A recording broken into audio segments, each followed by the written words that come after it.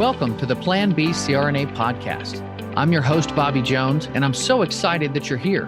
The Plan B CRNA podcast is the only show made specifically for nurse anesthetists who are exploring options outside of their traditional career paths. This is the place to expand your mind and your goals as we uncover new ways to produce side income together.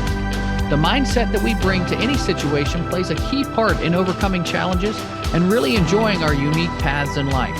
On Thoughtful Thursdays, I like to explore emotional topics that are relevant to CRNAs and other providers. I think of this as my therapy, and I hope you learn some tips and tricks that you can use along your own journey.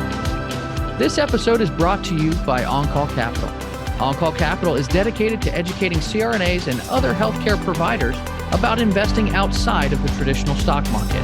On-Call Capital also provides opportunities for you, yes you, to create passive income and generational wealth while also lowering your taxable income through investments in the apartment and alternative investment spaces. If you haven't hit subscribe yet, make sure you do that right now so that you don't miss an episode. Thanks so much for joining me today, and now on with the show. Welcome to Thoughtful Thursdays on the Plan B CRNA podcast. I'm your host, Bobby Jones, and as always, I like to start these shows off with a quote that gets me thinking. Never let success get to your head. Never let failure get to your heart. I've seen this quote or versions of it attributed to different people, with Drake and Will Smith as the most recognizable of them. And I don't know about you, but that quote hits me pretty hard. When I was growing up, success in school came pretty easily to me. I was always a high achiever, and I liked being smart. But because I viewed intelligence and other talents that I had as fixed qualities, I became overly occupied with success and status over my own growth. I saw myself as special or even superior to others. I really enjoyed learning, but I would often fold if the challenge of learning became too hard. Why is that? Because my talents were fixed in my mind, and a big challenge was actually a challenge to my ego. And I'm not proud of that, but I simply didn't realize what I was doing at the time. You see, success went to my head. I started to believe and be defined by the talents that I possessed. I took things very personally. But the problem with that type of a fixed mindset is that it can really stunt your growth. If you're only defined by your perceived successes, then any perceived failures are an affront to the very core of your being. Failure hits you differently because you just are going to take it personally when things go wrong. And things go wrong because you're not smart enough or talented enough to fix them. This hurts your heart. When I was really suffering from this fixed mindset, I found that being successful wasn't really about learning, but proving over and over again that I was actually smart. If I could learn something, that proved I was smart. If I couldn't learn it, it's because I wasn't smart enough and never would be. Think about how detrimental that type of mindset can be to your emotional growth. All of us know plenty of people who have some type of a fixed mindset. Heck, we all do it in varying degrees. I remember playing baseball as a kid, and I loved going up to bat. I loved being a hitter. I was good at it, so I worked harder at it to become even better. On the other hand, I was just an okay fielder. Because I wasn't good at it, I didn't like to practice it or try to get any better. I already believed that I was a good batter and a poor fielder, and I simply accepted that about myself. Every time I went up to the plate to bat, I was excited because it was another opportunity to show off my talent. But I dreaded when a grounder came my way because of the chance of failure. And we use the language of fixed mindset all the time. I mean, this happens when failure or success is translated from an action, I didn't field the ball very well, into an identity, I am a poor fielder. Think about it. When was the last time you used this type of phrasing? I'm bad at math, or I'm a good cook. Identifying personally with where you are right now can be really pervasive, and it can affect our desire to put effort into our own growth. Not surprisingly, taking successes and failures personally can prevent you from getting an accurate grasp of your own standing. We tend to overinflate our abilities when we see success, or overinflate our shortcomings when we see failure. Instead of being able to make minor tweaks here and there, we think that our success is easily replicated or our failures are inevitable.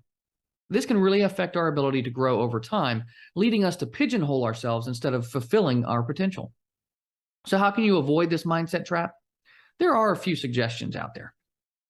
First, realize that success and failure are both temporary. I just saw a Tom Hanks interview where he talked about the phrase, "this too shall pass." He wished he'd known about it sooner. I really think about this when it comes to parenting. I mean, some days I feel like a rock star. Other days I feel like I'm the worst one out there. But the truth is, I can show flashes of both in moments that will inevitably pass us by. This realization helps me to stay more even-keeled amidst those low and high tides. Next, embrace imperfection. No one out there is perfect. AFGO is one of my favorite acronyms, meaning another freaking growth opportunity. If you look at challenges as opportunities for growth, you allow yourself to embrace the good and bad for what they truly are. Next, share your success. If you do something well, there's a high probability that you had some help to get there. Finding creative ways to share the credit for a job well done keeps you humble and helps pull others up that ladder alongside you. Next, accurate self-assessment. It can be easy to get caught up in the moment with however you're feeling. Keeping a journal with your successful accomplishments and qualities that you'd like to improve upon can help you focus on positive evidence of your success while allowing you to remain accountable for desired improvements. Focusing on gratitude. Negativity tends to steal our sense of power and purpose. Remembering what we're grateful for in life can help us stay grounded in reality instead of getting caught up in the swirl of emotions. And lastly, working on balance. If you're feeling overly challenged by a difficult task, you may take a hit to your self-confidence and think that you should quit. If you can balance that with some things that you know you're good at and confident in, you can avoid feeling so overwhelmed. And the opposite is true here too. If you start to feeling a little bit cocky, then balance that out with something challenging to reinforce that humility. And this list certainly isn't all-encompassing, but if you can implement a few of these tips, then you may be able to improve your overall well-being. As always, I have a couple of links in the show notes, and if you'd really like to get in depth on some of this, I'd suggest checking out the book Mindset, The New Psychology of Success by Carol Dweck. And that's what I've got for you today. If you enjoyed what you heard, make sure you hit subscribe and leave us a 5-star review. I'd love to hear what you thought of the show today, so make sure you put that in your review wherever you leave it.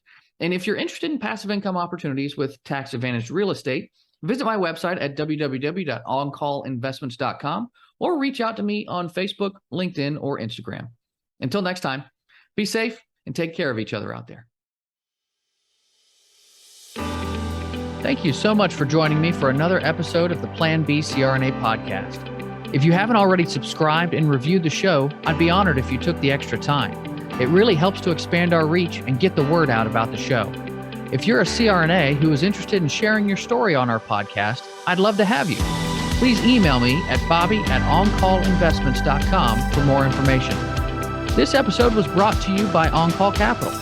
They are dedicated to helping providers like you develop passive income and generational wealth through investments in the apartment and alternative investment spaces.